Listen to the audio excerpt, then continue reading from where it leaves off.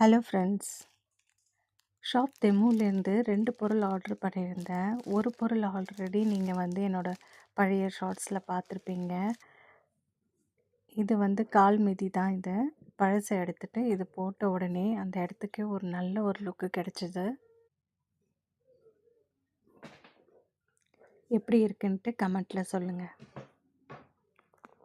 வீட்டில் எல்லா இடத்துலையும் போட்டு பார்த்தேன். கடைசியாக இந்த இடத்துல போட்டது கரெக்டாக இருந்துச்சு. எப்படி இருக்குன்ட்டு கமெண்ட்டில் சொல்லுங்கள். ஸ்னோ கொட்டி முடிச்சதுக்கப்புறம் பார்த்தீங்கன்னா, எல்லாரும் அங்கே விளையாட ஆரம்பிச்சுட்டாங்க. ஸ்னோமேன்லாம் செஞ்சு ஒருத்தவங்களுக்கு அந்த ஸ்னோவை எடுத்து மேலே போட்டு அடிக்கிறது அப்படின்ட்டு. இன்ஸ்டாவில் பார்த்தீங்கன்னா ஸ்னோவில் நிறையா முகத்தை வச்சுட்டு அதோட அச்சு வர்ற மாதிரிலாம் நிறையா ரீல்ஸ்லாம் பார்த்தேன். தயவுசெய்து அந்த மாதிரிலாம் ட்ரை பண்ணாதீங்க. அது ரொம்பவே டேஞ்சர் அது. ஸ்னோ கொட்டின பிறகு அடுத்த நாள் பார்த்தீங்கன்னா இந்த பாக்ஸ் தான் வாங்கிட்டு வந்திருந்தோம். பேரிச்சம்பழ பாக்ஸு.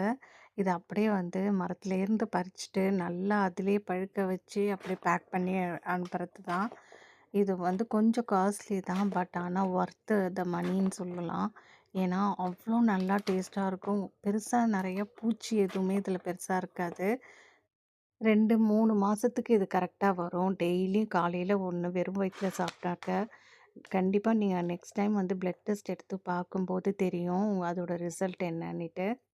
உங்களோட ஹீமோக்ளோபின் கண்டிப்பாக ரைஸ் ஆகிருக்கும். ஆனால் ரெகுலராக சாப்பிடணும்.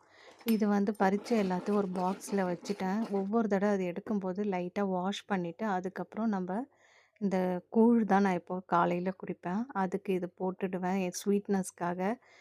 இதை தவிர்த்து வேறு எந்த சர்க்கரையோ இல்லை எதுவுமே ஆட் பண்ண மாட்டேன். ரொம்ப நல்லாயிருக்கும். மத்தியானம் லன்ச் என்னென்னு பார்த்தீங்கன்னா கோழி குருமாவும் முட்டை ஆம்லேட்டும் தான். சாப்பிட்டு முடிச்சுட்டு சாயந்தரத்துக்கு நல்லா ஸ்ரீலங்கன் மட்டன் ரோல்ஸு சூப்பரான ஒரு ஈவினிங் ஸ்நாக்ஸு.